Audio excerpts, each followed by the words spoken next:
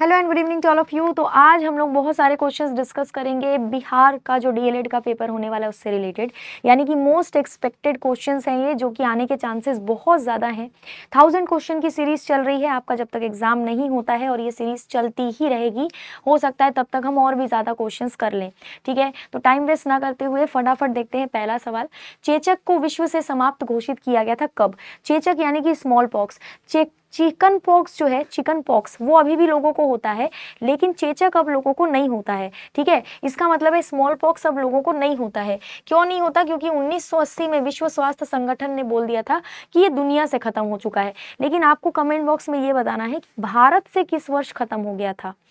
दुनिया से तो 1980 में खत्म हुआ था, लेकिन भारत से चेचक किस वर्ष खत्म हुआ था? ये किसने बताया था? वर्ल्ड हेल्थ ऑर्गेनाइजेशन यानी विश्व स्वास्थ्य संगठन ने ये घोषणा करी थी। बैक्टीरियोफेज एक जीवाणु भोजी है। बैक्टीरियोफेज इज क्या है ये? Bacteriophage bacterium with a tail, newly formed bacterium, bacterium infecting virus या वायरस इन्फेक्टिंग बैक्टीरियम। ये साइंस का क्वेश्चन है, ये गलती से मेरे स्लाइड में आ गया है। ऑप्शन नंबर डी अब आ गया है तो सॉल्व कर ही लेते हैं। ऑप्शन नंबर डी इसका आंसर होगा। इनमें से कौन सी पुस्तक कालिदास के द्वारा नहीं लिखी गई है? कालिदास कंटेम्पोररी थे विक्रमादित्य के, यानी कि चंद्रगुप्त द्वितीय के कंटेम्पोररी थे, उनके टाइम पीरियड पे थे ये। मेघदूतम, कुमार संभवम, उत्तर रामचरितम या फिर ऋतु संहारम। ऑप्शन नंबर सी इसका आंसर होगा, उत्तर रामचरितम। ये कालिदास जी की रचना नहीं थी, ये थोड़ा सा ध्यान रखोगे, ठीक है। कालिदास जी ने विक्रम उर्वशी भी लिखी थी, विक्रम उर्वशी, ठीक है। विक्रम उर्वशी भी इन्होंने लिखी थी, है ना। और इन्होंने क्या लिखा था? अभिज्ञान, अभिज्ञान शाकुंतलम। अभिज्ञान शाकुंतलम भी इनकी ही रचना थी। मेघदूतम भी इनकी ही रचना थी। बंद अर्थव्यवस्था वह अर्थव्यवस्था है जिसमें, देखो इंडिया की इकोनॉमी पहले क्लोज्ड इकोनॉमी हुआ करती थी, बंद अर्थव्यवस्था हुआ करती थी।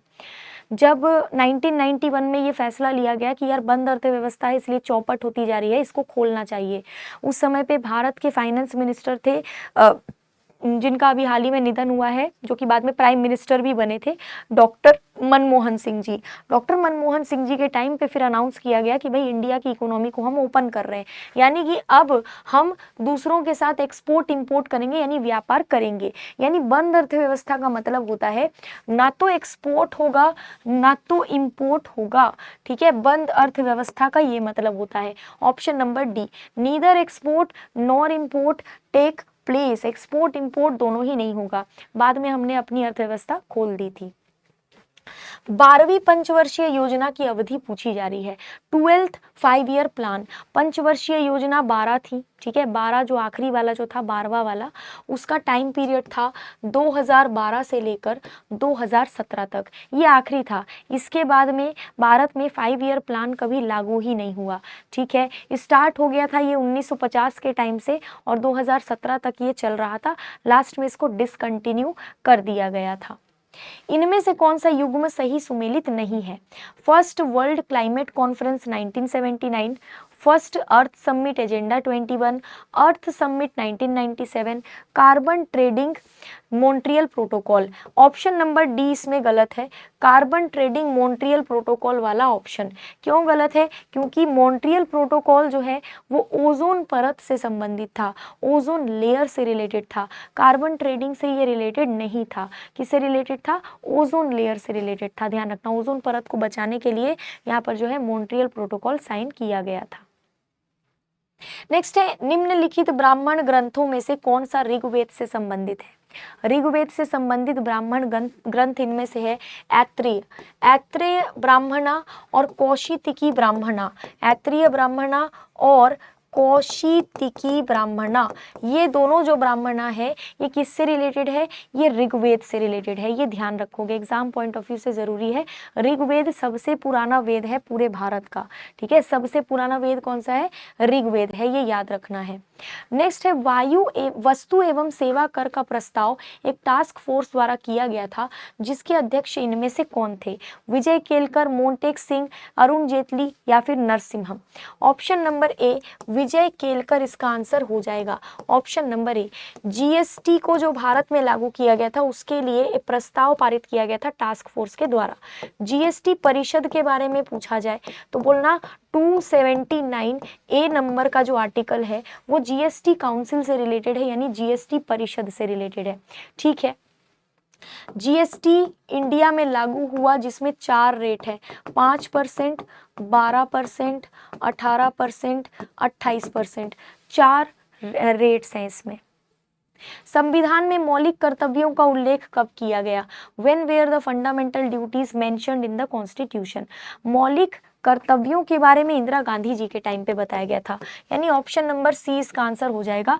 42वां नंबर का जो संशोधन है जिसको हम मिनी कॉन्स्टिट्यूशन कहते हैं, ये संशोधन भारत में हुआ संविधान में, और फिर 42वां संशोधन लागू करने के बाद में फंडामेंटल ड्यूटीज इंडिया में लागू हो गए। ठीक है क्या?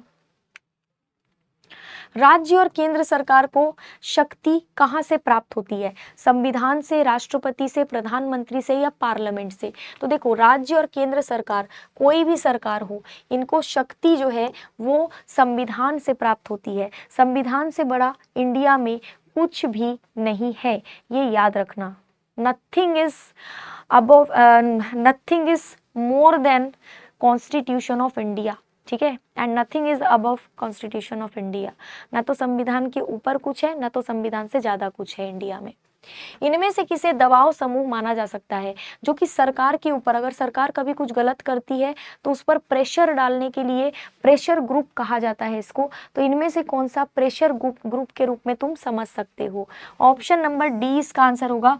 ट्रेड यूनियन के सदस्य, members of trade union. Members of trade union जो है, यानी ट्रेड यूनियन के जो सदस्य हैं, उनको आप प्रेशर ग्रुप के तौर पर समझ सकते हो।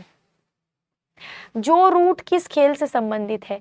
जो root is associated with which game? Cricket, chess, polo या फिर गोल्फ, है ना। जो रूट क्रिकेट से संबंधित है, क्रिकेट खिलाड़ी जो रूट। ठीक है, याद रखना।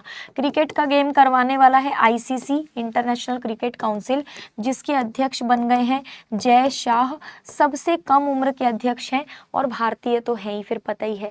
आईसीसी का जो हेड क्वार्टर है यानी मुख्यालय है, ये तुम्हें कहाँ पर मिलेगा? इसका मुख्यालय तुमको मिल जाएगा दुबई में।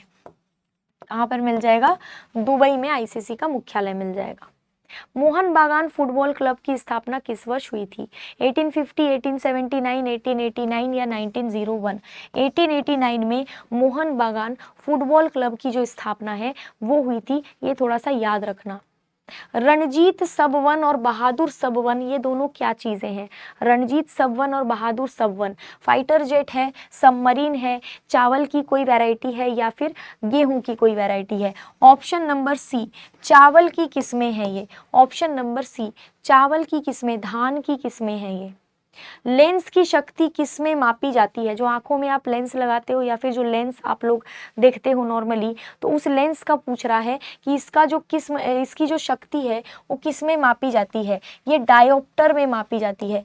ऑप्शन नंबर ए इसका आंसर हो जाएगा। पारसी क्लब की स्थापना के साथ किस खेल की परंपरा शुरू हुई थी? पारसी क्लब की स्थापना के साथ क्रिकेट खेल की परंपरा शुरू हुई थी। ऑप्शन नंबर बी इसका आंसर हो जाएगा। ठीक है, रूप सिंह स्टेडियम कहाँ स्थित है? हॉकी से रिलेटेड स्टेडियम है ये, है ना। रूप सिंह जो है वो एक बहुत इंपॉर्टेंट हॉकी प्लेयर भी थे, तो ये याद रखना। मध्य प्रदेश के ग्वालियर में आपको रूप सिंह स्टेडियम मिल जाएगा। ठीक है, काफी बड़ा स्टेडियम है। राष्ट्रमंडल खेल यानी कॉमनवेल्थ गेम्स 4 साल में एक बार होता है। 4 साल में, ठीक है, 4 साल में एक बार होता है। कॉमनवेल्थ गेम इसको कहते हैं। ऑप्शन नंबर डी, 1930 में कॉमनवेल्थ गेम जो है ये पहली बार हुआ था। गाजी मलिक कौन से वंश का संस्थापक था? गाजी मलिक, इसका दूसरा नाम अगर आपको पता है तो आप तुरंत आंसर लगा लोगे, नहीं पता है तो दिक्कत होगा। गाजी मलिक तुगलक डायनेस्टी के संस्थापक थे। अब मुझे कमेंट बॉक्स में जरूर बताना कि गाजी मलिक का दूसरा नाम क्या था। है ना। तो अब फटाफट बात कर लेते हैं बिहार के पुलिस कांस्टेबल के बैच की। देखो ये तो जो सेशन था वो डीएलएड का था, लेकिन कांस्टेबल भी पेपर जो है आ रहा है। कांस्टेबल का जो बैच है वो 499 में है, ठीक है, इसको परचेस कर सकते हो, या फिर बिहार महापैक ले लो। बिहार महापैक जो है उसको लोगे तो आपका काम हो जाएगा। महापैक में बिहार के जितने भी एग्जाम्स है सबको कवर किया जाता है। एक ही कोर्स ले लो और एक ही कोर्स में आपके सारे के सारे जो एग्जाम्स है वो कवर हो जाएंगे। टेलीग्राम चैनल ये है current affair by Jayashree ma'am. इस टेलीग्राम चैनल को ज्वाइन करो, या तो स्कैनर से या तो नाम से, दोनों तरीका है, दोनों में से कोई भी तरीका देख लो और ज्वाइन कर लो, ठीक है। बाकी मिलते हैं अगली क्लास में। Have a very very very good day to all of you. Thank you so much.